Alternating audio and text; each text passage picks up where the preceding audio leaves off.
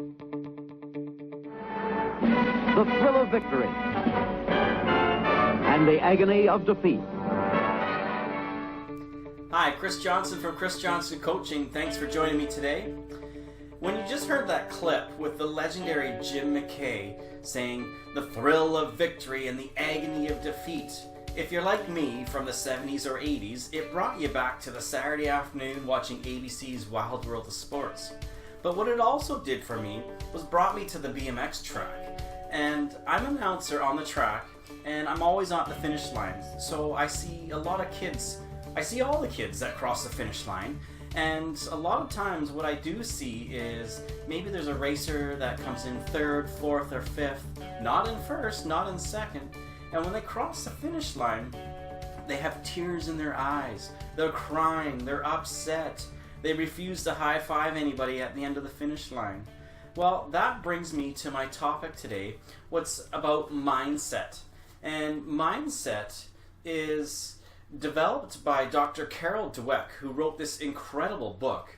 And Dr. Carol Dweck, what she found out after years and years of research with regards to achievement and success is that there are two different sets of mindset. There are fixed mindset and growth mindset. So let's talk about the fixed mindset first. And that's where talent and intelligence is a fixed trait. And they believe that talent alone creates success. Well, can you see where we're running into trouble already?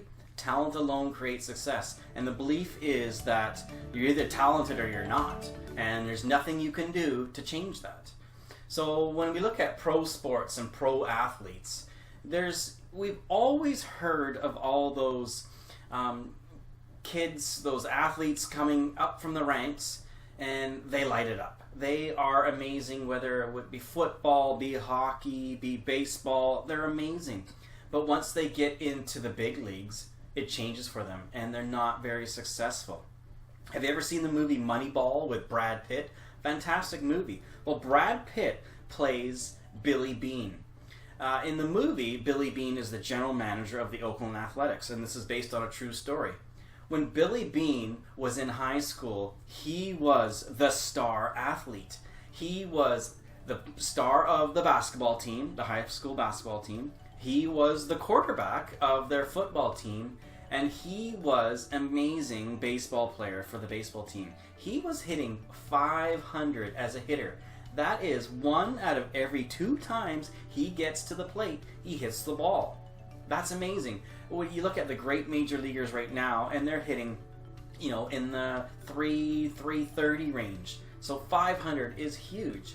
Well, Billy Beane believed that he had the God-given talent, and he was amazing.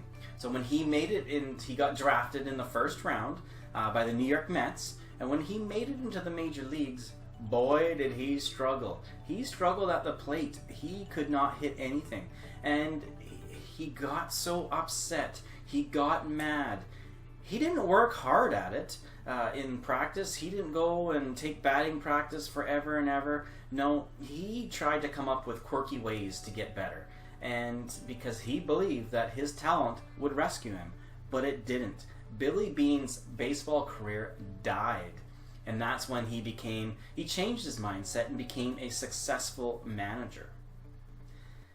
Now let's talk about the growth mindset. Now the growth mindset is where your most basic abilities can be developed with hard work and determination.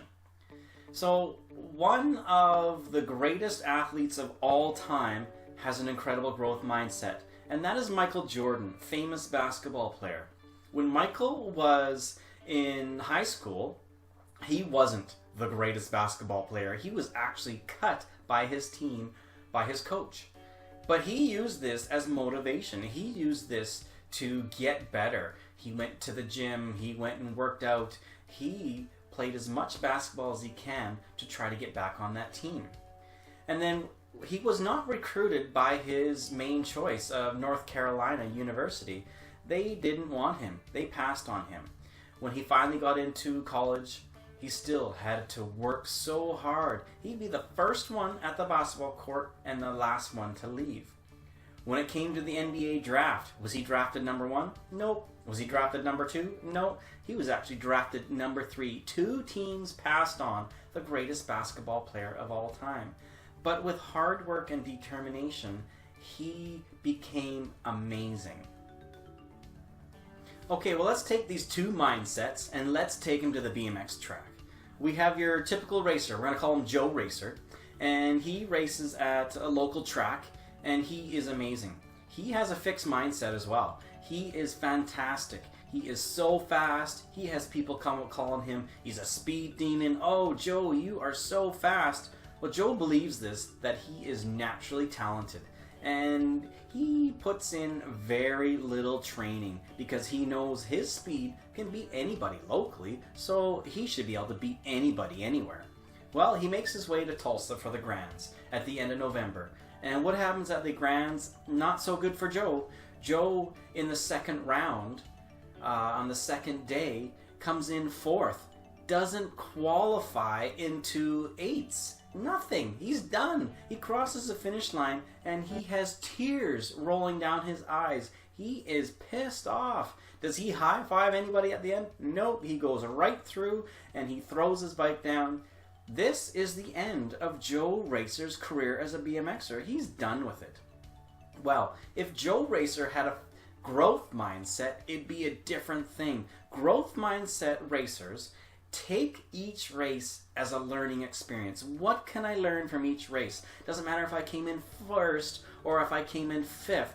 What can I learn?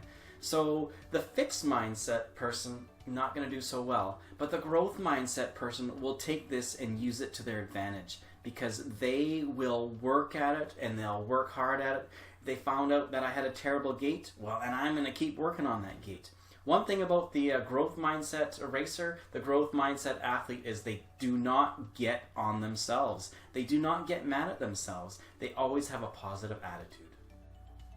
So I have a simple tip for you with regards to nurturing a growth mindset. Whether it be with your students, with your kids, or with your athletes, with your racers. And it's how you praise them. Now what you want to do is get away from praising their ability. So something like, oh, Joe, you're a fantastic at the gates, or you are a speed demon, oh, you're so fast. Or if it's a student, Mary, you are great at math, oh, you're a great reader. Get away from praising their ability. And what you want to do is praise the effort. Praise the effort is so important. You worked so hard at that. Oh, I like how you're so determined on that track. I like how you never gave up in that race. Praising the effort will nurture a growth mindset. Well, thanks so much for checking out my video today. Make sure you subscribe to my YouTube channel, Chris Johnson Coaching. Make sure you like me on Facebook. Coming in January, Tapping to Excel mental training program will be unveiled and ready to go. I can't wait for you to hear about it. Lots of great things. So remember, when you're out there, give it all you've got. Until next time, bye for now.